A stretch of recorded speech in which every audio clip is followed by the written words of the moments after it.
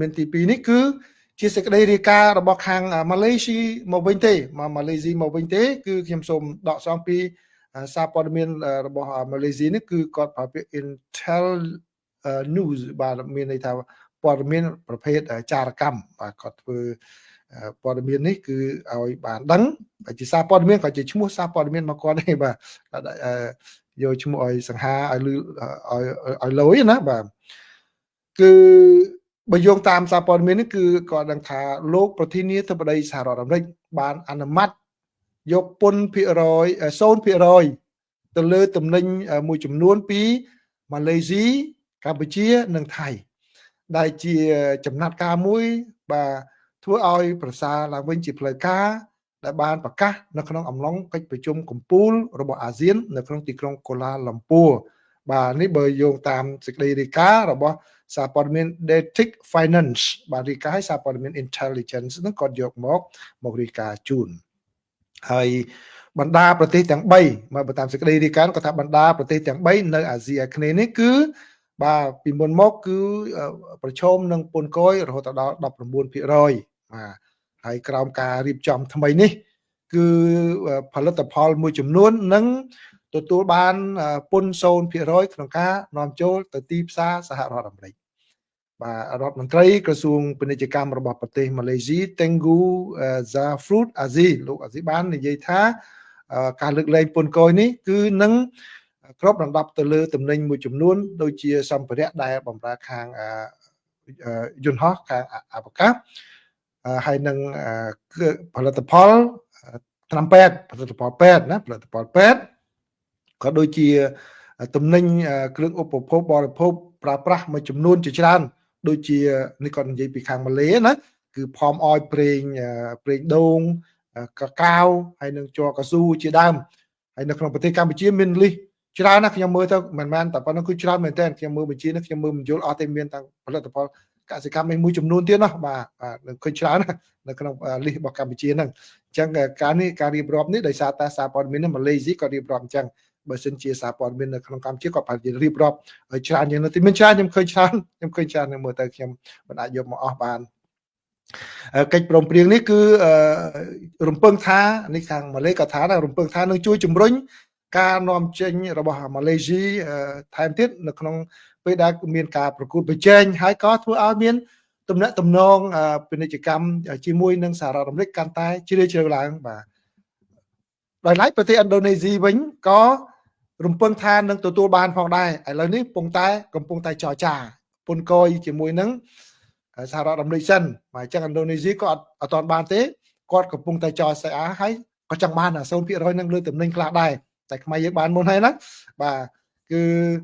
ឥឡូវនេះគឺឥណ្ឌូនេស៊ីជាទូទៅគឺនៅ 19% ទេឥឡូវកំពុងសុំឲ្យទំនិញមួយចំនួនខ្លះ 0% ដោយកម្ពុជាដែរមកបាទហើយរដ្ឋមន្ត្រីខាងទទួលបន្ទុកកិច្ចការសម្របសម្រួលហ្នឹងគឺលោកហាតាតូនោះគាត់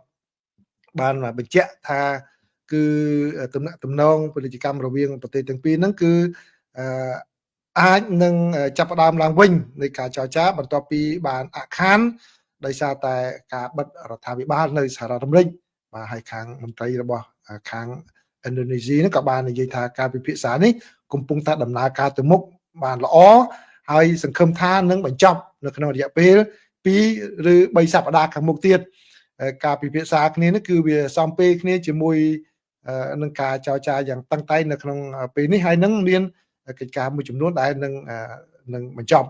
លោកបានបន្ថែមថាឥណ្ឌូនេស៊ីគឺក៏មានឱកាសខ្លាំង has a strong chance of securing 0% import duty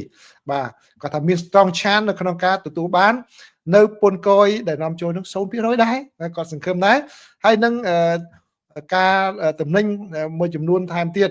ជាគោលការណ៍បើតាមអត្ថបទនេះថាការធ្វើសម្បទានសេដ្ឋកិច្ចជាមួយរបស់សហរដ្ឋអាមេរិកនេះគឺជាការកំណត់នៅជំហានដ៏ធំមួយទៀតនៅក្នុងការពង្រឹងកិច្ចសហប្រតិបត្តិការសេដ្ឋកិច្ចជាមួយនឹងតំបន់អាស៊ីអាគ្នេយ៍ហើយគឺជាការមួយដែលរំពឹងថានឹងជាការលើកទឹកចិត្តឲ្យមានការធ្វើពាណិជ្ជកម្មកាន់តែធំជាងមុនទៀតនៅក្នុងការធ្វើពិពិធកម្មទៅលើគ្រប់វិស័យទាំងអស់បាទនេះជាសេចក្តីរាយការណ៍ហ្នឹងបាទអញ្ចឹងប្រិមិត្តដែលខ្ញុំគិតថាសារព័ត៌មាននៅក្នុងប្រទេសកម្ពុជា ដែលរាយការណ៍ពីខាងពាណិជ្ជកម្មនេះគួរតែទៅមើលពីជ្រុងកម្ពុជាតើទំនិញអីខ្លះខ្ញុំមិនមើលអស់បរិស័ទខ្ញុំមិនមានជំនាញពាណិជ្ជកម្មខ្ញុំមិនហ៊ានសន្និដ្ឋានចឹងសារព័ត៌មាននៅក្នុងបញ្ជីហ្នឹងបើបញ្ជីដែលទំនិញដែលលើកលែងមួយចំនួនហ្នឹងនៅក្នុង White House ក៏មានដាក់ចូលដែរ291ទំព័រខ្ញុំមើលទៅវាច្រើនពេកបាទមើល291ទំព័របាទមានទំនិញច្រើនខ្លះទៅសល់ទៅถึง7%ទេបាទខ្លះសល់7%ដែរតើនៅតិចដែរតើបាទអញ្ចឹងគឺឬក៏លេខ7ហ្នឹងលេខកូដគេមិនខ្ញុំមិនសូវមើលមិនសូវយល់ដែរអញ្ចឹងសារព័ត៌មានមតិខ្ញុំគឺសារព័ត៌មាននៅក្នុងប្រទេសកម្ពុជាគួរតែមើលអត្ថបទហ្នឹងហើយរីកាលម្អិតបន្ថែមទៀតផងបាទនេះគឺជាការប្រកាសចេញជាផ្លូវការដោយរដ្ឋបាលលោកប្រធានាធិបតី Donald Trump ហើយប្រិមិត្តនៅចាំទេពេលដែលជួបជាមួយនឹងបាទលោកសុនចន្ទថុលជាមួយនឹងទូតសហរដ្ឋអាមេរិកនោះមិនខ្ញុំមិននិយាយថារំពឹងឲ្យរីករាយរំពឹងអីចឹងបានឥឡូវបានហើយចឹងគួរតែរីករាយណាហើយខ្ញុំឃើញមានអ្នកធ្វើ comment មួយចំនួនគាត់និយាយចង់របៀបដូចជាមិនដូចថាគាត់នៅមានទុតិធិនិយមខ្ញុំថាកុំមានកំណត់ចឹងអីបាទមើលតែឥណ្ឌូនេស៊ីក្នុងមិនទាន់នឹងបានគាត់ខំអកថាអូសង្ឃឹមបានកំពុងចរចាឲ្យយើងបានហើយទោះបីជា2មុខ3មុខក៏ដោយវាជា symbol នៃទំនាក់ទំនងនៃការដែលយោគយល់គ្នាហ្នឹងក៏វាជារឿងមួយល្អដែរប៉ុន្តែសំខាន់ថាតើតំណែងណាខ្លះកម្ពុជាផលិតបាននេះខ្លះហ្នឹងយើងត្រូវមើលតែហ្នឹងដែរណាខ្ញុំមិនអាចដឹងអត់ទេអញ្ចឹងដូចដែរខ្ញុំបាននិយាយកាលពីម្សិលមិញម្សិលថ្ងៃបាទអញ្ចឹងឥឡូវនេះចេញលទ្ធផលហើយណាប្រិយមិត្តទាំងអស់គ្នាបាទអញ្ចឹងខ្ញុំគ្មានអ្វីក្រៅពីពាក្យថាសប្បាយរីករាយនេះទេបាទដែលឃើញអញ្ចឹងនោះបាទ